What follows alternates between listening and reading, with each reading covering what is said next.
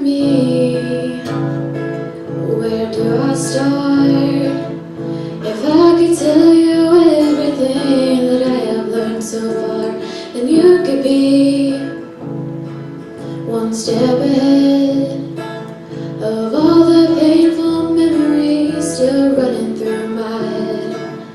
I wonder how much different things would be, dear younger me.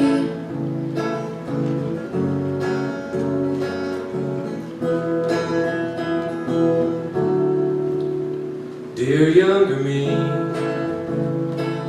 I can't decide. Do I give up some speech about how to get the most out of your life? Or do I go deep and try to change? 'Cause the choices that you'll make are the choices that made me. And even though I love this crazy life, sometimes I wish it was a smoother ride. Dear younger me, dear younger me.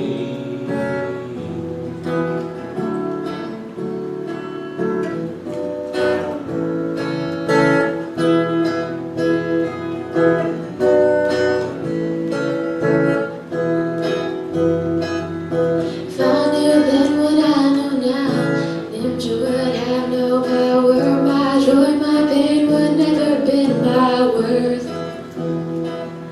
If I knew then what I know now, would have not been hard to figure out. What if I changed? If I had heard, dear younger me, it's not your fault. You were never meant to carry this beyond the cross, dear younger me.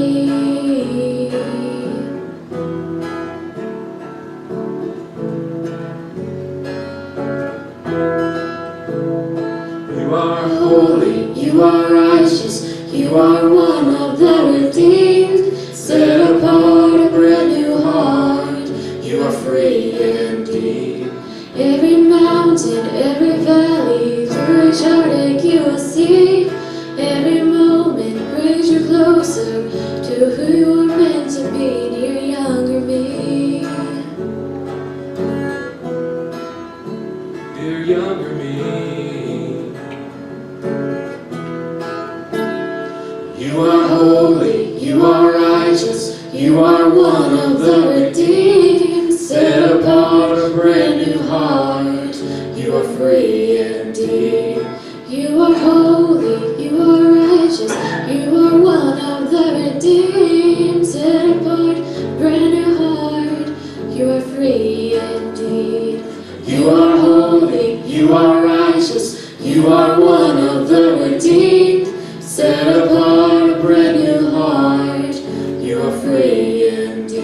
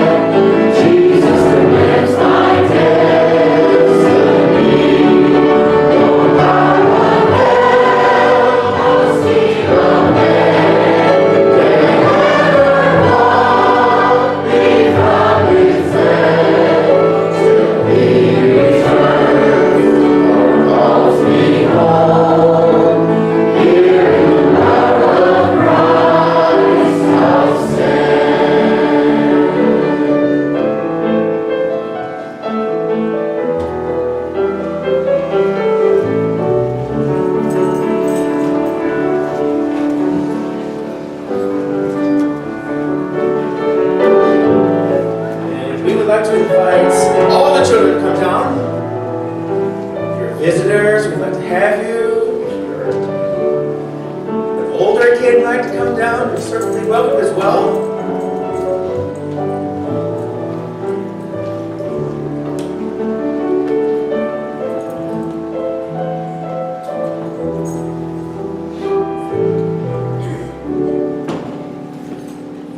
Hey, I'm so glad to see you all today. Every week, I get a chance to sit up here and I get to see your smiling faces. Some of them are smiling. Some of them are like, I gotta come up here again. They're honest, unfortunately. But it's such a joy to get to see you guys. And I look forward to it every week. This week, we're talking about the guy who built the boat. Not this boat, though. This boat is totally wrong. It might look good, but it doesn't really function real well. That's really what I'm talking about today. When Noah was told to build the ark, he was given very specific instructions. These instructions were so specific that if Noah hadn't done it the way God had said it, I don't think it's going to work right. It would have leaked. It could have been too small. It could have been off frame. It would have sunk, maybe. I said that all to say the boat here looks nice, but it doesn't work. Actually, it floats like this when it floats. Totally not how a boat is supposed to be. But it's still a good illustration. When God tells us to do something, we need to first of all know that that's God talking to us. We have to know His voice. And of all the people, Noah hears God's voice. And then goes on to build a boat that has never been done before for a reason that had never happened before. Did you know that it never rained before? Noah goes in with all of these new ideas without having any idea of really what's coming, except for the fact that God says, Noah, I want you to build a boat. I want you to build it so big, by so big, by so big, and I want you to put your family, and I want you to put TV channel in there. Noah's 500 years old when he gets his call. You say, that's amazing. Like, I can't hear God at this age. Well, how did God do it? Or how did Noah do it? But Noah was in tune with God. And whether he's 500 years old or 7, 6, 5, 13, 11, 14, 17, 19, 23, however old, we can hear God and hear what He says. And you know, when we listen to God and do what God says, there's joy in that. In fact, if Noah hadn't, he would have been saved. However old you are, listen for God's voice. Now, who knows how long you have to listen for God's voice? God had to get Noah through about 100 years before he could build it. So it may take some time. Hang in there. Listen to God and do what He says. Okay? And that's for any age. Okay? Let me pray for you, and then you can go back here. Gracious Heavenly Father, Lord, I love you. I thank you so much for their smiling faces. I love the fact that they want to come and learn about you, Lord. Thank you, Lord, for the promise that you gave us, even through Noah, saving just a small amount of people to start over so that you can provide a Savior for all of us. Thank you, Lord, so much. We do love you and we praise you. We can't wait to see what you're going to do in the lives of these kids. Maybe not today or tomorrow, but even on down the road, that they may continue to listen to you. In your name we pray, in Jesus' name. Amen.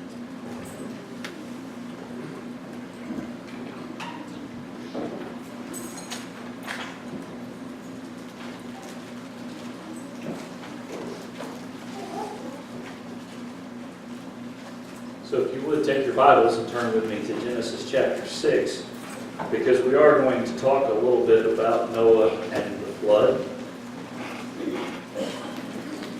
And there is a bit of difficulty as you start to get into looking at the flood, and Genesis 6, 7, 8, and 9 gives you the entire narrative of Noah, in that you don't have the patience to listen to me go through all of that in one sitting, and I don't have the endurance to go through all of that in one sitting, nor the ability to make it interesting for about the 8 straight hours we could spend on this. Because there's a lot here. We could talk at length about what it means. For example, when we start looking at it, we see how there's 2 of every kind of animal, but wait, no 7 of every of the clean ones.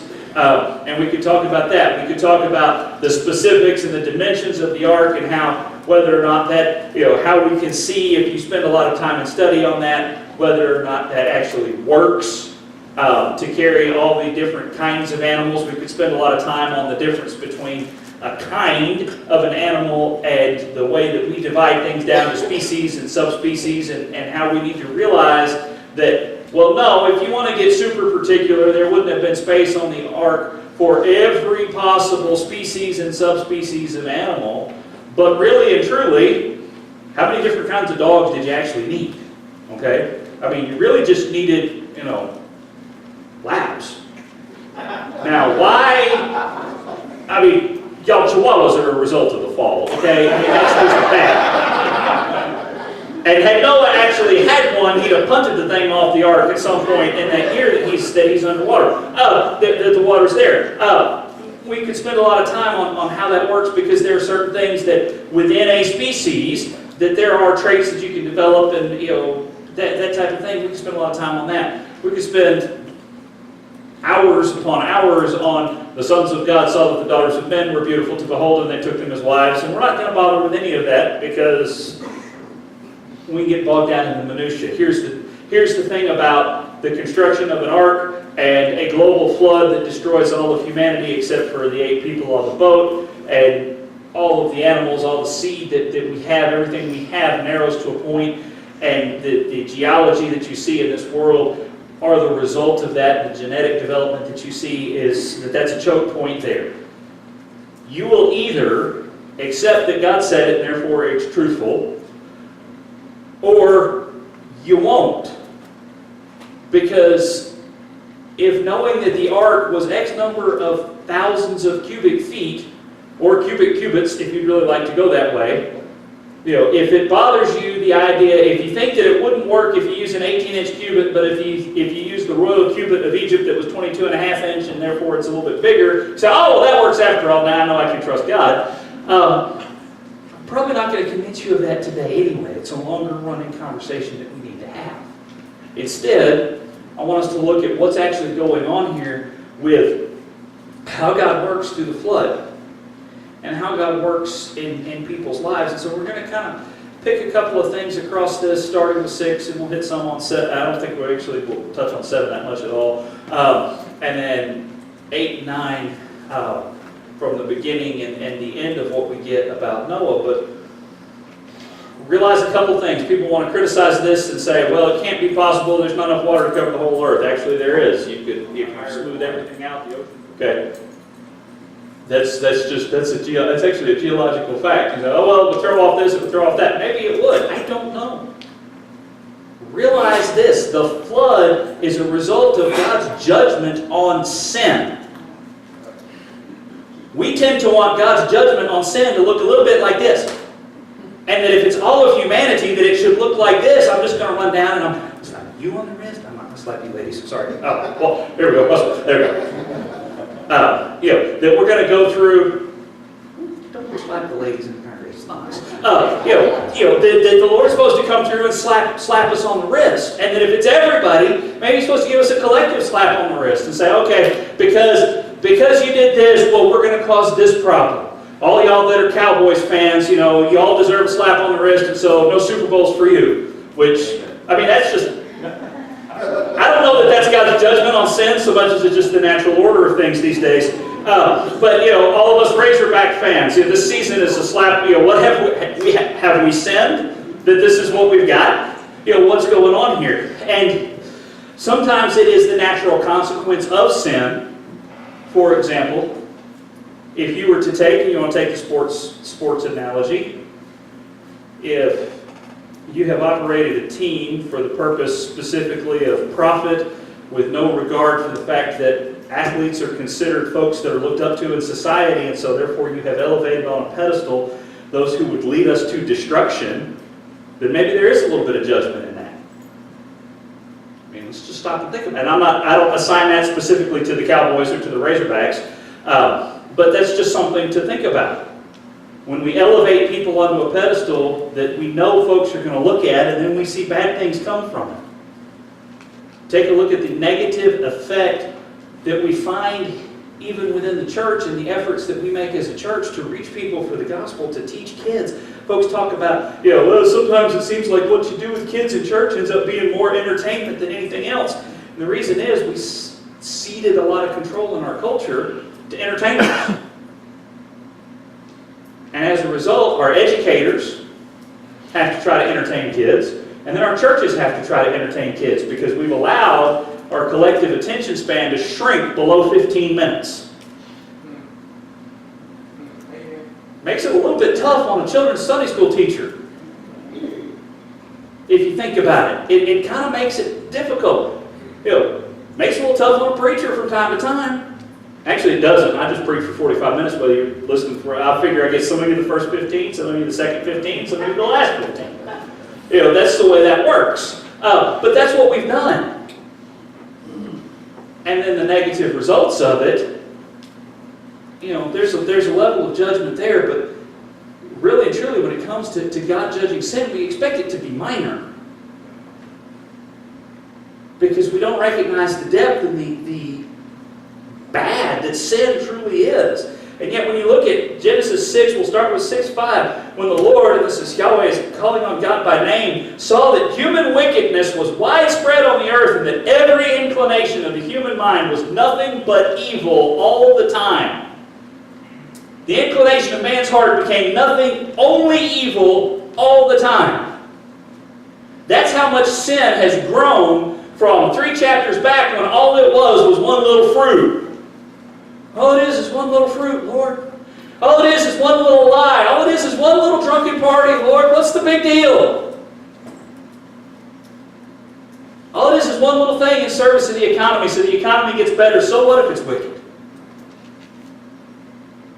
All it is one little this, and yet it has grown to the fact that mankind as a whole has reached a point that God says, only evil all the time. Now typically, if you were to stand up and say, yeah, it seems like the world has become only evil all the time, I'd say, well, you don't know everybody yet. But the Lord always knows everybody. So He hasn't missed a beat here. He hasn't missed it. Oh, wait, no, there's a good guy over there. And some of you say, no, he saw Noah. Hey, we're going to get there in a minute.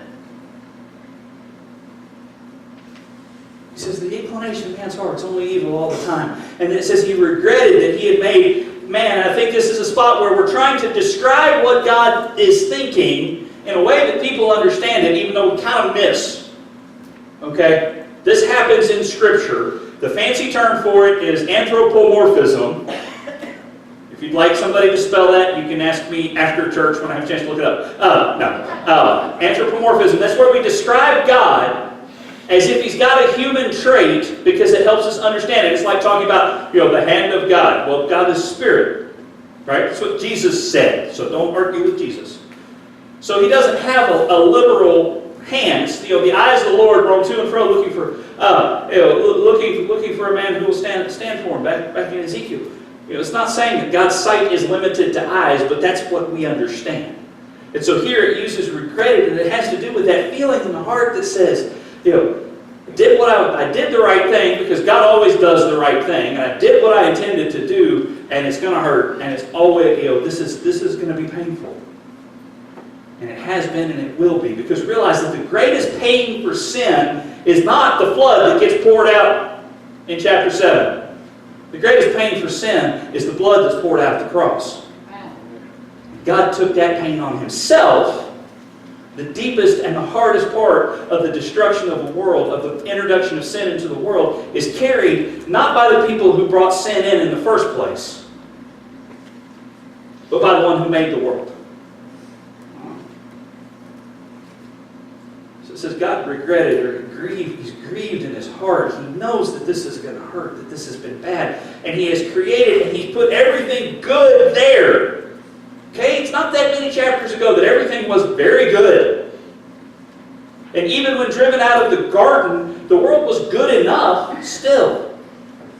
And now it's pain, it's heartache, it's only evil all the time. Notice this as well. We haven't heard from the serpent since chapter 3. Don't think that this is the serpent's fault. We do this too. Satan's really out to get me today.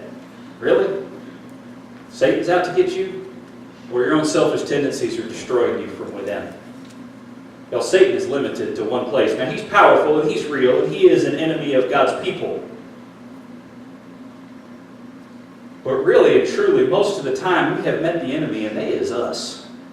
We do to ourselves far more than Satan ever touches us. Because Satan doesn't plant thoughts in your head if you're a believer in Christ. Those thoughts come from your own mind, your own flesh, and your own choices of what you put in there in the first place.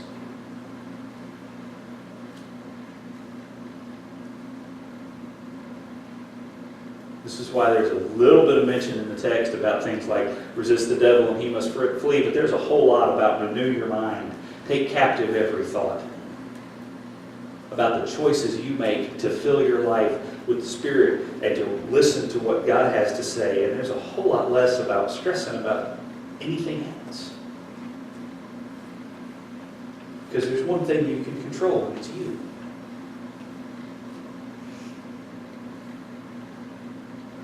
You can let God worry about the rest of it if you'll do what God's commanded you to do. So people have made themselves this way. Become only evil all the time, self-absorbed. We don't have depictions of the evil because we don't need them. The weird obsessions that we so often end up with is we want to hear descriptions of how bad it really was.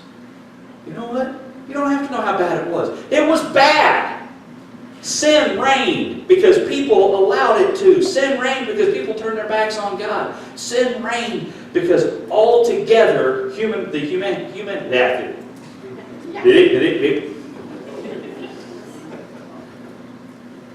Back the tape up. I lost my place lip syncing.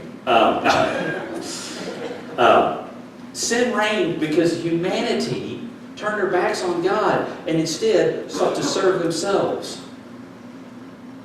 So the Lord looks and he says, I'm going to bring judgment and I'm going to destroy it all. And in fact, I'm going to destroy even the animals, all the rest that I have done. I will wipe mankind whom I have created off the face of the earth, together with the animals, creatures that crawl, birds of the sky, for I regret that I have made them. Now those of you that love to fish, take heart.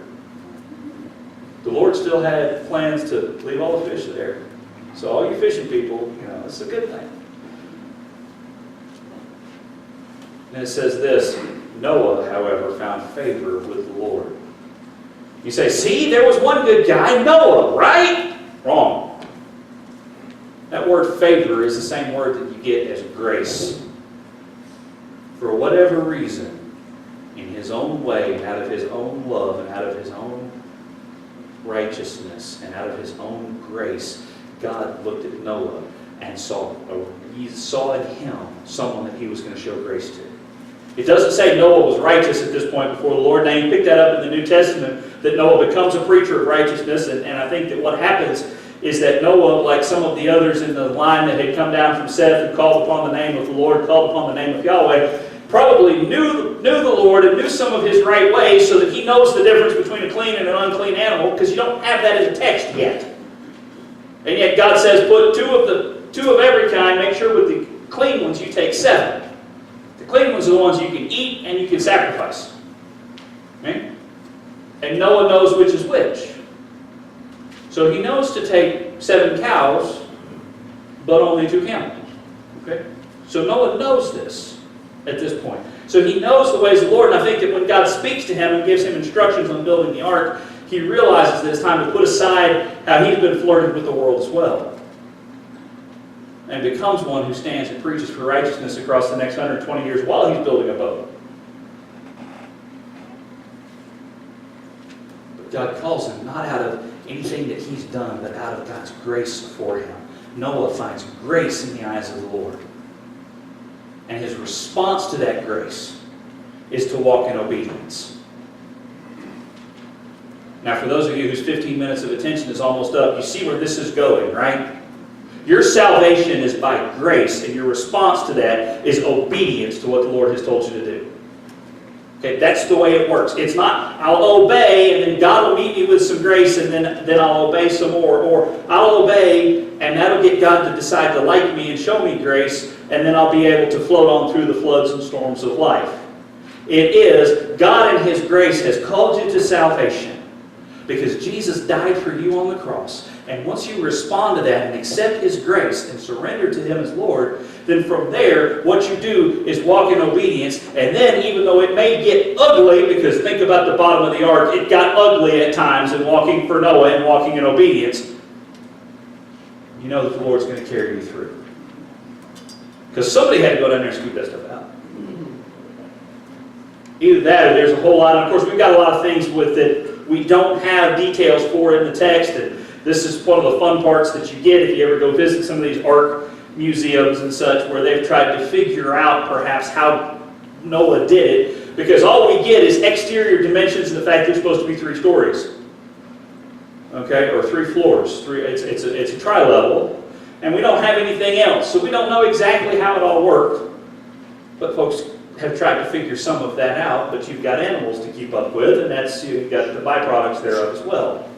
So you've got all this going on. And Noah's able to work that out in his obedience, probably why it takes 120 years. You know, it's either that or it was, a government contract in some way. But, I mean, come on, y'all. We've seen those. So God calls him.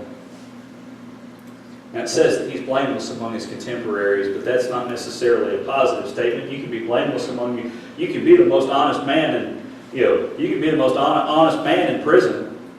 Doesn't make you a good person. It just makes you the most honest person and the most honest criminal that you've got. Some of you might be expecting some comments about government there, but we'll leave that alone. He's blameless among his contemporaries. And yet he's still surrounded by wickedness. And it still takes the grace of God. That's the other part of this, is that even though he's blameless in his actions, compared to everybody else, he's a good guy. But he's not saved because of that. He's saved because God gives him grace. Compared to everybody else in your life, you may be the best person that you know. And that may be not just your own opinion. You may be able to get that confirmed by a 99 vote in the Senate. That you are the most righteous person among all the people that you're around. You know what you need for salvation? The grace of God. Amen. There's no other alternative. You can be blameless you can have your 50th high school reunion, everybody take a vote, and you turned out to be the most righteous person, not only in high school, but all the way through till now, and yet still, you're not getting into heaven on that vote. God doesn't take votes. He takes grace. The grace that He takes is the same grace that He gives, because nothing else is good enough. Nothing else will satisfy the justice of an eternal, righteous, and holy God. Noah finds grace in the eyes of the Lord, and because of his grace, he responds in obedience, and he builds an ark. And we fill this in, the next 120 years of life, we fill in with our imagination, we fill in with what we think, we fill in with comedy routines that we've heard. I mean, I grew up dropping a needle on the vinyl of Bill Cosby retelling the story of Noah. Okay? And yes, okay, I'm not making up that it dropped a needle on the vinyl. I had a record player in my room and I listened to Bill Cosby. Okay? That's what, that's where that starts. And we pick that up. We pick it up from movies. We pick it up from decorations that we put in kids' rooms, which, it's still, I'm with some of the comedians on that one. You paint the 2 giraffes on the boat, but don't paint the rest of them that are still in the water that don't make it. We make a lot of jokes about dinosaurs related to it. I love the picture of the two dinosaurs standing up on a cliff watching the ark float away. One of them looks good and says, "Oh, that was today."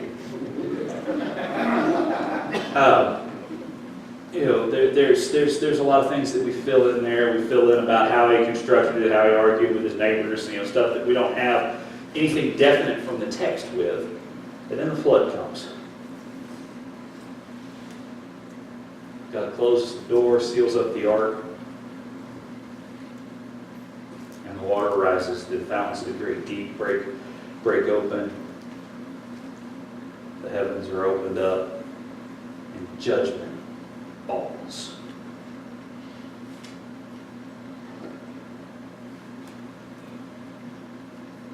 And in that moment, some things should become very real. Number one,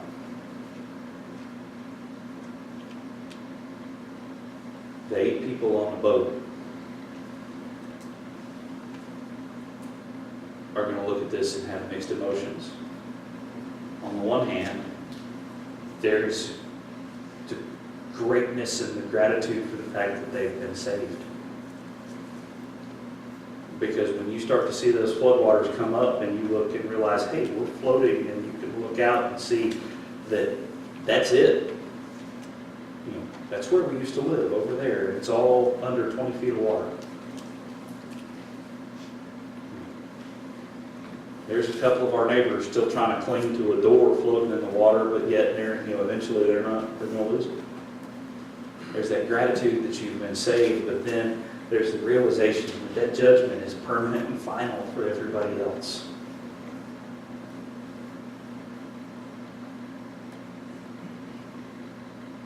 So it feels good, but it should feel bad at the same time. And this is where we've got good news. You see, you can look around and realize as a follower of Christ that the salvation that you have is permanent, and it's also shareable. And until the day that somebody passes from this life into the next, there is still an opportunity for them to come to that salvation. There is still a chance that you, as you share your faith with them, that they will repent and believe the gospel.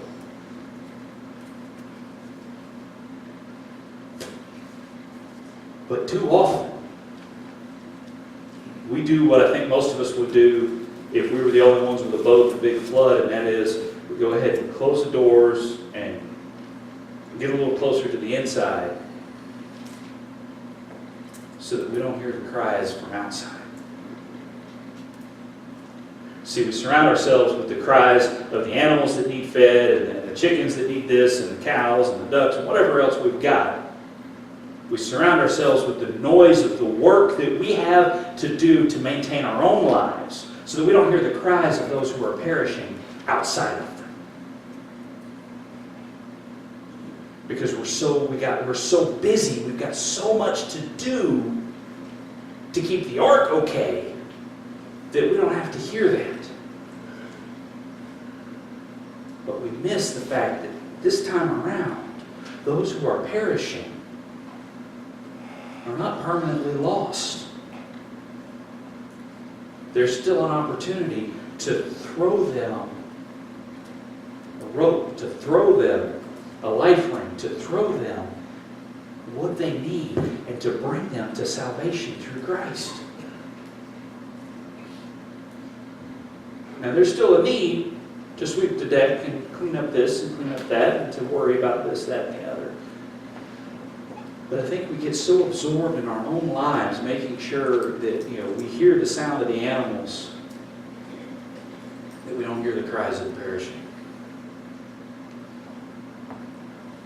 The next thing that we pick up from the flood coming is that there does come a day that God says, I'm done. Now, we don't have that day marked on our calendar. Noah was told, you got 120 years. We don't have that. The Lord could return in His judgment and His justice tomorrow. He could return by the end of the day.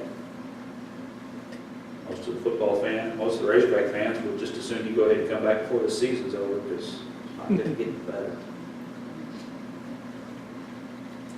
But really, truly, a couple of things about that day. One, you don't know when that's coming. So don't put off the things that you should do between now and then, but also don't hurry it. As much as your eyes would like to turn towards eternity, because it's going to be a lot better there than it is here. Those aches, those pains will all be gone. Those illnesses, those frustrations. But the minute the door is shut and the time is up, your neighbor goes to judgment. Your child goes to judgment. Your grandchild goes to judgment. So perhaps we should be a little less hasty to hope for to urge the return of Christ, and a little more hasty to say, Lord, give us another week. Let the rain hold back. And obviously, as you get through the story, you know that the flood won't come, but that the world is reserved for judgment by fire. You go back to 2 Peter for that one. Either way, it's not going to be nice. But it will be righteous. The thing you get that when the flood comes is this: just because you've been saved doesn't mean everything's going to be nice and smooth sailing. Nowhere on the boat in any of the instructions does it seem that the Lord said, here's where to put the oars, just to drive it where you want it to go.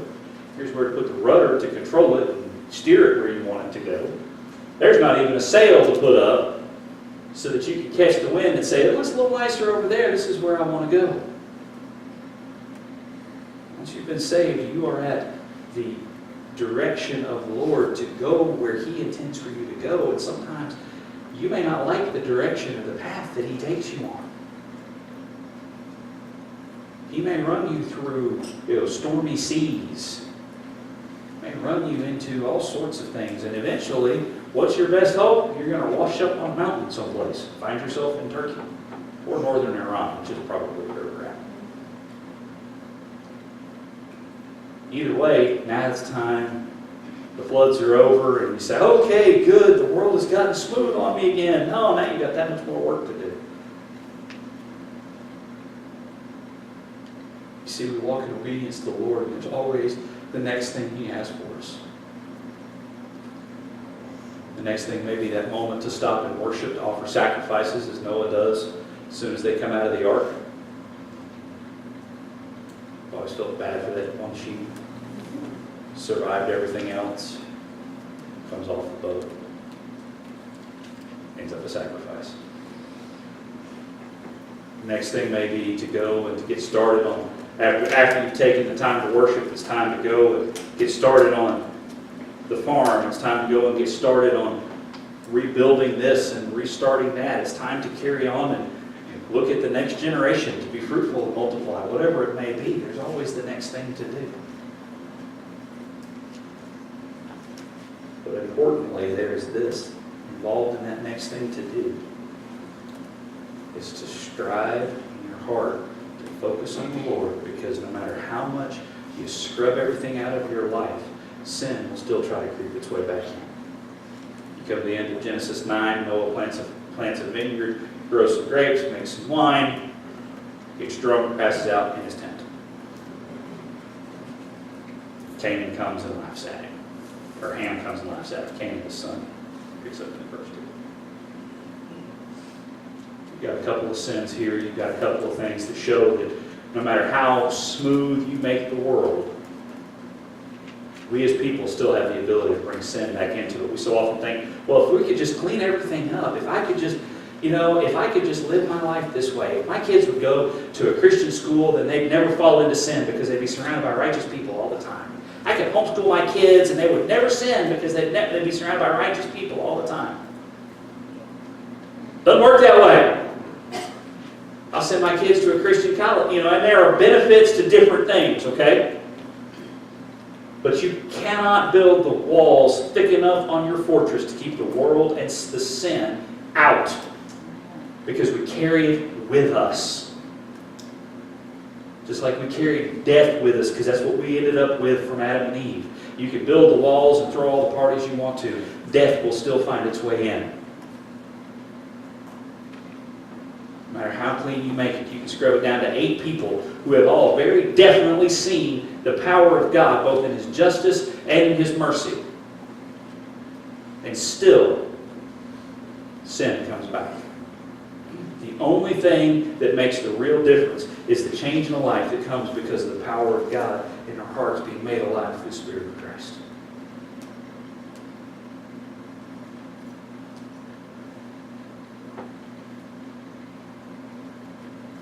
Brief diversion here to address something that's important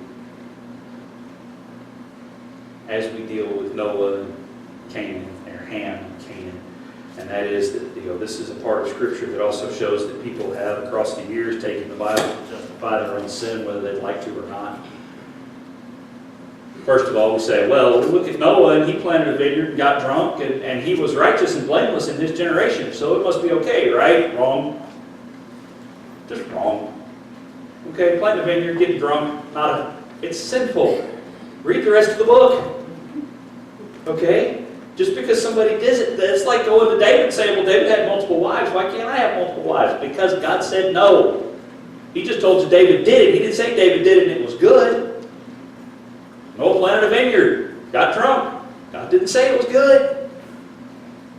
The second is this: people have taken and they've looked at where Noah pronounces judgment and expresses his frustration and calls a curse upon Ham and upon Canaan, and they've taken that to mean that there are certain races on this world that are cursed going all the way back to Noah, and that's a lie from the pits of hell too.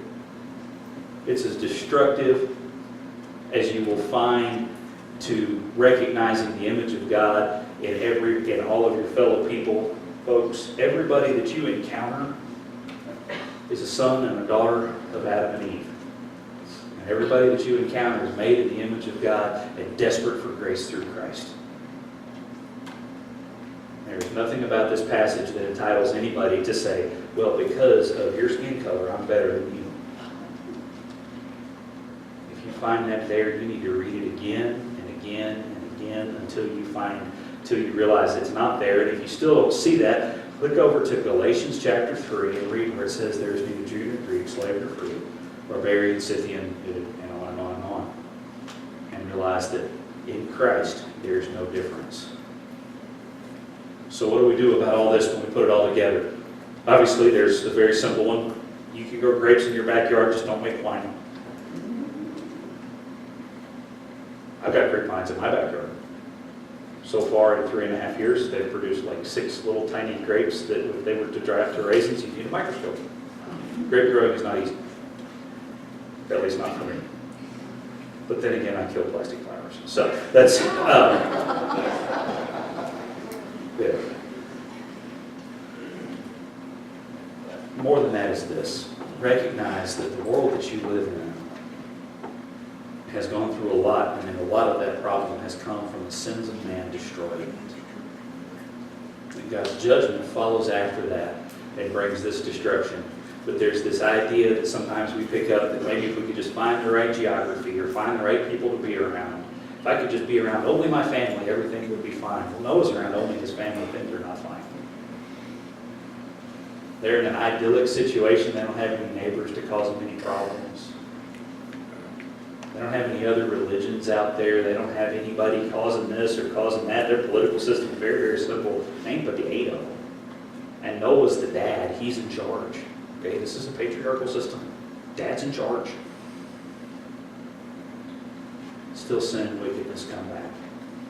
There is nothing earthly you can do that will stop sin and wickedness from beating on your door. But what you can do, lay your life down before Christ. Allow Him to make your heart alive in Him. Those of you who have done that is to walk in obedience. Whatever it is that God's told you to do, it may look weird to the world around you. In fact, it ought to. The things that we do as a church ought to look weird to the world around us. But they ought to never become so self-absorbed in our own keeping the boat clean that we don't listen to the cries of those in need of salvation around us. So what do we do with it? As with all things, we recognize that God is great, that He has great grace for us. We ought to respond to that grace, first in obeying it ourselves, and second, in taking hold of the people around us and helping them to see that grace as it's lived out in our lives in the way that we follow Christ and the way that we love our neighbors as ourselves. That's what we ought to do about it. Let's pray together. Father, we thank You for this day. Thank you for the opportunity we have to be here in this place. We pray, Lord God, that you'll help us to respond well to you. It's in Jesus' name we pray. Amen. As we come to the time in our service, we call our time of invitation. That means we invite you to respond. We invite you to come. And perhaps you need to ask what it is to surrender to Christ as Lord. Maybe you need to come and ask for prayer for something else, or there's a decision you'd like to share with the church family. Maybe you just want to come up front and pray. Whatever it is, we're going to stand together. Scott's going to lead us as we sing. The song's there on the screen. I'll be standing here at the front. Just come on down and let me know how I can pray for you.